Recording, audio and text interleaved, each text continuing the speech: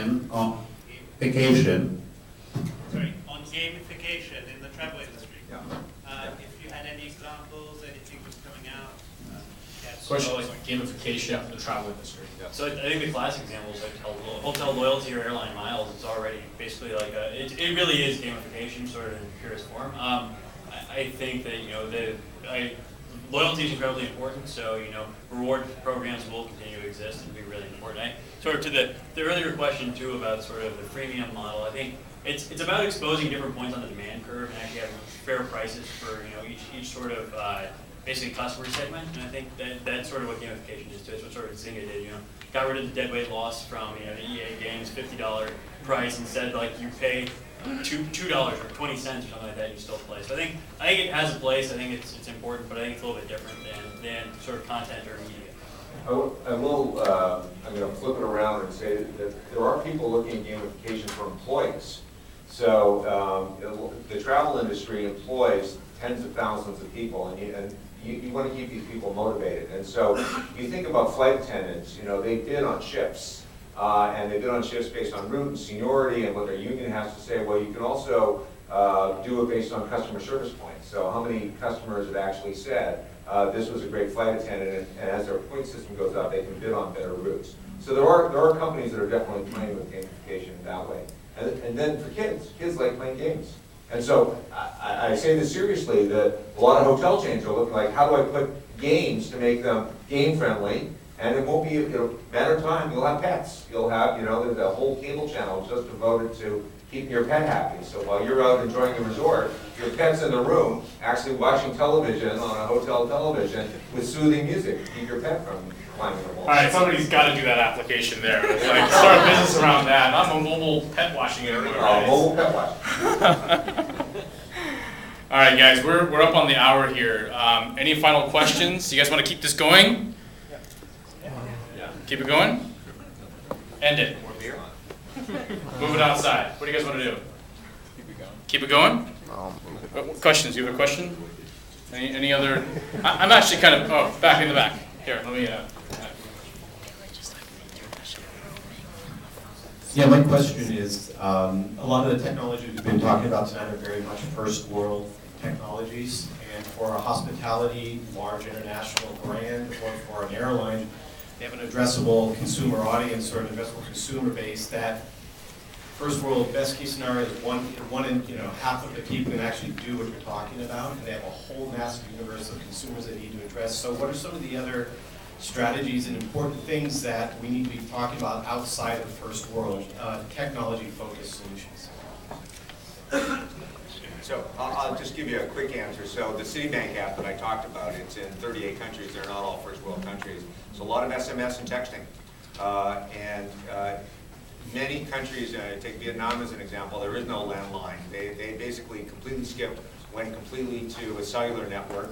And one of the things that we do in our platform, because we service that market, is we push stuff out through SMS and through texting.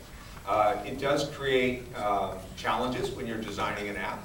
But the other, just as you said about Tokyo, the third world is not as third world as you think it is. So the smartphones and low-cost phones are penetrating that market very quickly. There's 2 billion devices are going to be sold in this next year. They're not going to be sold in the United States. We have all the devices we need. No, I should say that. There'll be more devices. But those devices are going to be sold in the traditional BRIC countries. India, China has 350 million people in the middle class. There's another 750 million to go. But where does the price of data come into that, though? Because a lot of these territories and a lot of these countries, the price of data is too expensive to actually address the consumer. I think you brought up a really good point. I think there's a couple of things. First of all, the texting is a real solution there now. Women. Turn it off. Is it not on? Could be dead. Dead. Sorry. Yeah, there's now women in a lot of developing countries managing to earn a full day's wage just by texting apps. The other thing I think is, I know Coca-Cola started putting Wi-Fi hotspots in vending machines around in the third world. I think that's a really smart move. There's other companies who can do that. The only other thing from a previous question around gamification of travel, I can tell you from an airline I'm involved in that they are moving away from the kind of bronze, silver, gold mentality of what category of airline travel you are, and looking more at a sort of cloud score for travel, which personalizes everything. And I think then brings around gamification of how you travel. Yes.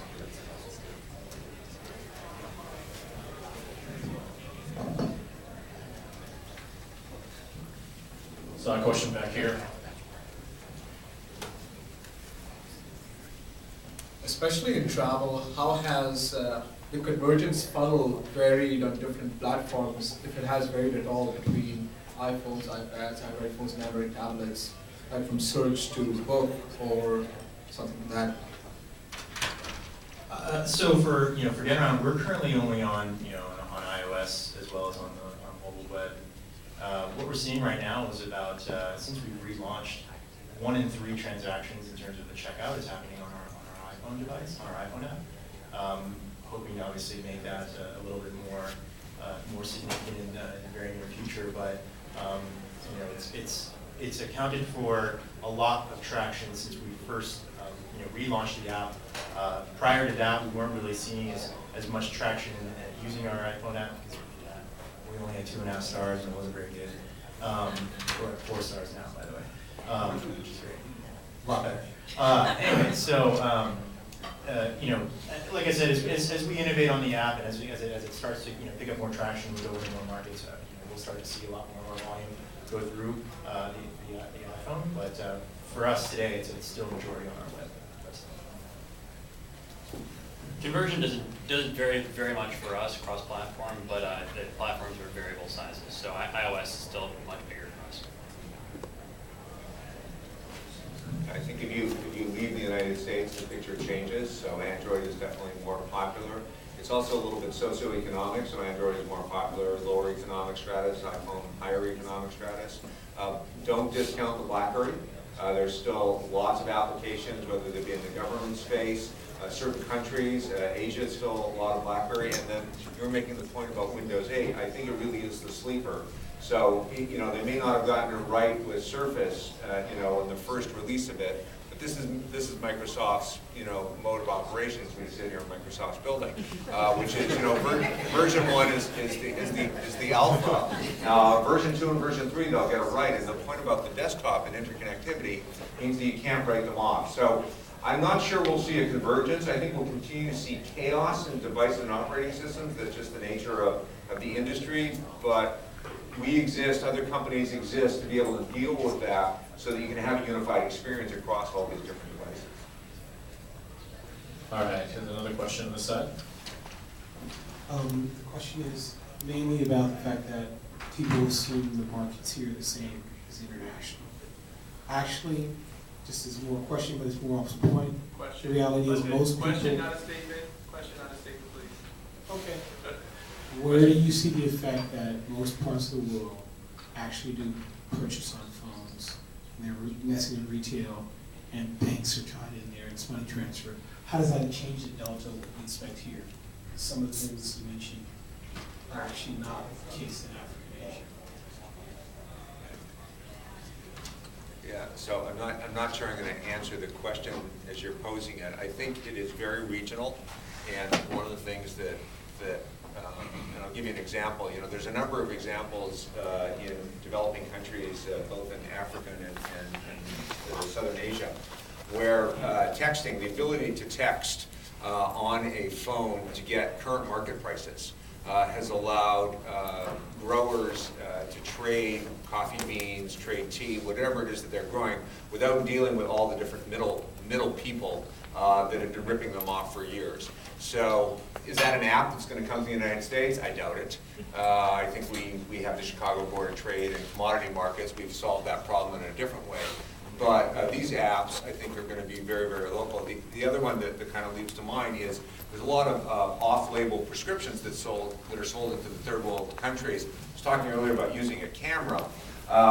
People don't always know the medicine they're taking, but if they have the ability to actually take a photograph or look something up to see if the drug that they've been given by the local clinic is accurate, and prevents a lot of sickness, and certainly prevents a lot of interdiction, which is a huge problem in a first world country, in our country, as well as in third world countries. And these are mobile apps that need to be tailored to the usage of those particular markets. And yeah, we'll keep learning.